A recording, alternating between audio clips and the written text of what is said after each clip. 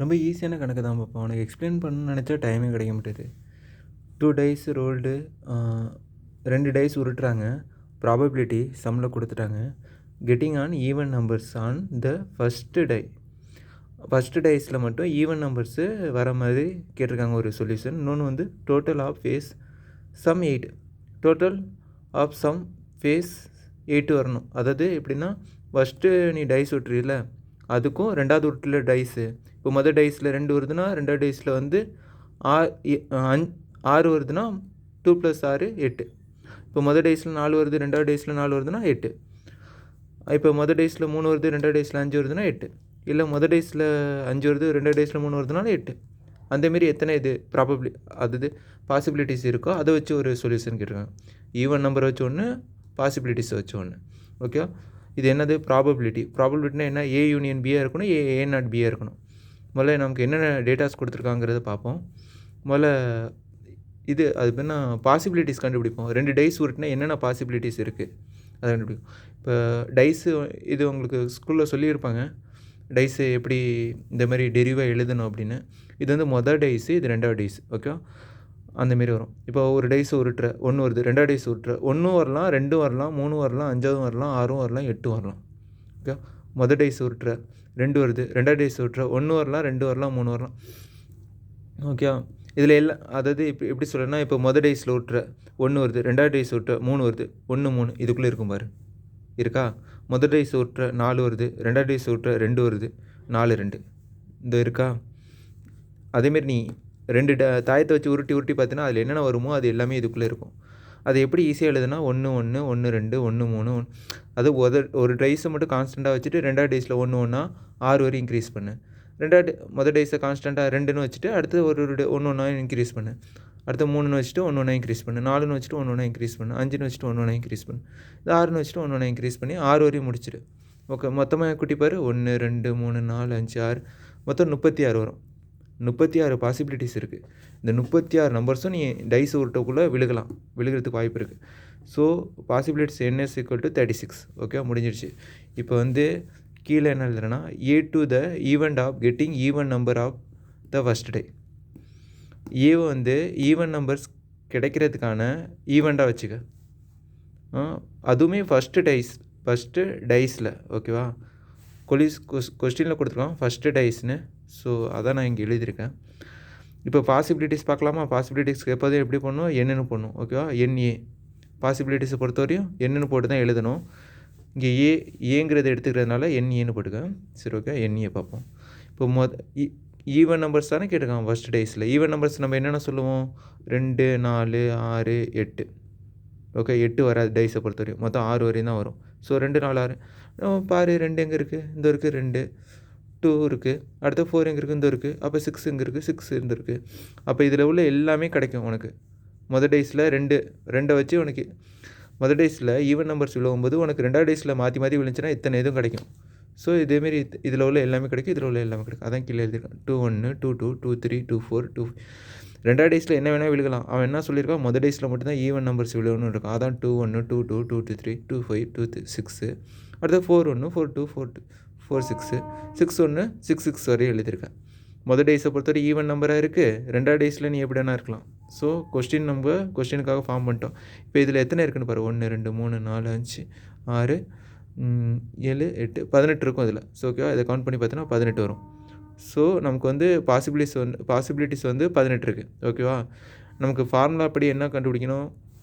Formula படினா இப்போ probability எடுத்துகிட்டோன்னா BA கண்டுபிடிக்கணும், BP கண்டுபிடிக்கணும், பிஏ நாட் பி இல்லை ஏ யூனியன் பி ஏதாச்சும் ஒன்று கண்டுபிடிக்கணும். பிஏ கண்டுபிடிக்கணும்னு வச்சுக்கேன். பிஏ கண்டுபிடிக்கணும்னா ஃபார்முலா வந்து NA/NS. NA வந்து நமக்கு எத்தனை பாசிபிலிட்டிஸ் வருது, அதான் NA. NSங்கிறது ஓவரால் பாசிபிலிட்டிஸ். ஓகே, இது கொஞ்சம் குழப்பமே தான் இருக்கும். நீ இந்த சம பொறுத்தவரை இதை மட்டும் மனப்பாடம் மாரி பண்ணிக்க, வேறு வழியே இல்லை. ஆனால் ஈஸி, இதில் மார்க் ஒன்றுமே இல்லை.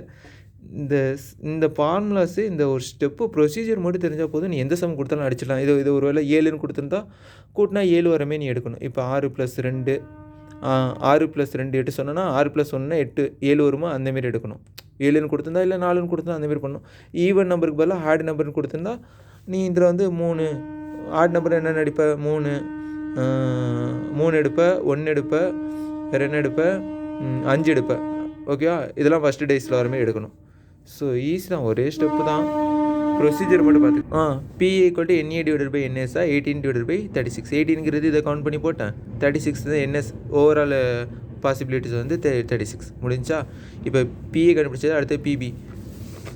ரெண்டாவது என்ன கொடுத்துருக்கான், total face sum 8. total of phase sum 8. ஓகேவா? let B of the event of getting total of phase sum 8. ஓகேவா? இந்த ஈவெண்ட் பிங்கிற ஈவெண்ட் என்னென்னு எடுத்துக்க போகிறோம், டோட்டல் ஃபேஸ் வந்து கூட்டினா 8 வருது தான் பிங்கிற ஈவெண்ட்டை எடுத்துக்க போகிறோம். ஸோ இதோட பாசிபிலிட்டிஸ் கண்டுபிடிக்கும் இல்லையா, NB. ஓகேவா? NB பாசிபிலிட்டிஸை பொறுத்தவரைக்கும் Nல தான் போடணும். ஸோ NB இதில் பாரு 2 6 8 வருதா, பாரு 2 6 8 வருதா, 3 5 8 வருதா, 4 4 8 வருதா, 6 2 8 வருது. ஓகேவா? நீ இதில் வேணால் செக் பண்ணி பாரு, இதில் எங்கே 8 வருதுன்னு. 2 6 8 வேறு, 5 3 8 வேறு, 4 4 8 வேறு, 5 3 8 வேறு, 6 2 8.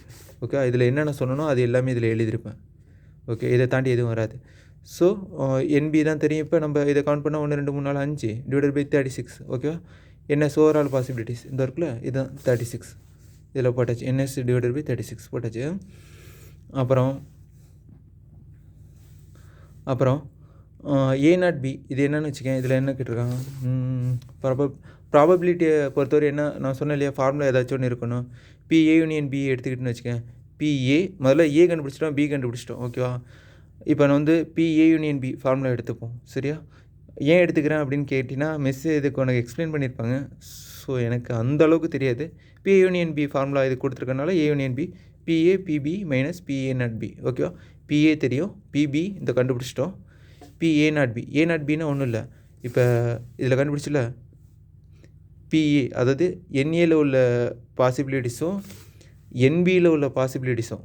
ஸோ ரெண்டுலேயும் வந்து ஈவனாக எது இருக்குதுன்னு பார்க்கணும். இந்த ரெண்டுலேயும் வந்து ஈவனாக எந்த இது இருக்குன்னு. இங்கே பாரு 2 6 இருக்குது, இங்கே 2 6 இருக்குது, இங்கே 3 5 இருக்குது, இங்கே 3 5 இல்லை, 4 4 இருக்குது, இங்கே 4 4 இருக்குது, 5 3 இருக்குது, இங்கே 5 3 கிடையாது, இங்கே 5 3 கிடையாது, 6 2 இருக்குது, இங்கே 6 2 இருக்குது. ஸோ இது ரெண்டுத்துல ஈவனாக என்னென்ன இருக்கோ அதெல்லாம் எடுத்து எழுதிக்கணும். 2 6 இருக்குது நம்மள்ட்ட, அதை சொன்னேன் இல்லையா.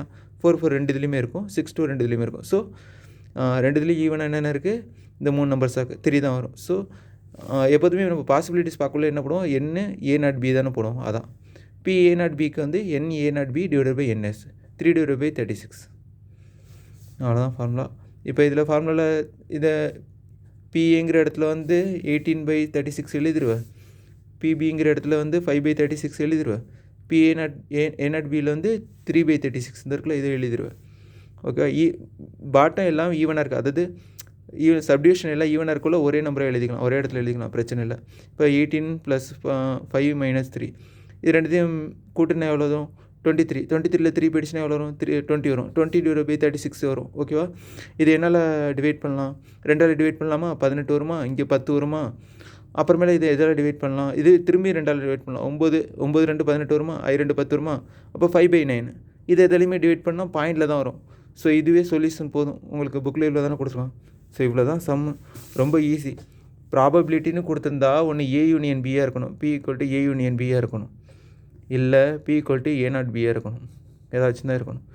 உங்களுக்கு மிஸ் வந்து A யூனியன் Bயில் சொன்னதுனால தான் A யூனியன் B ஃபார்முலா வச்சு போனேன். ஓகேவா?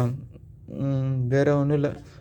A யூனியன் Bனா என்ன பண்ணணும், ஒருவேளை இது A0B போடாமல் நீ A யூனியன் B போட்டுன்னு வச்சுக்கேன், A யூனியன் B போட்டுன்னு வச்சுக்கேன், ரெண்டுத்தையும் சேர்த்து மெர்ஜ் பண்ணி எழுதணும்.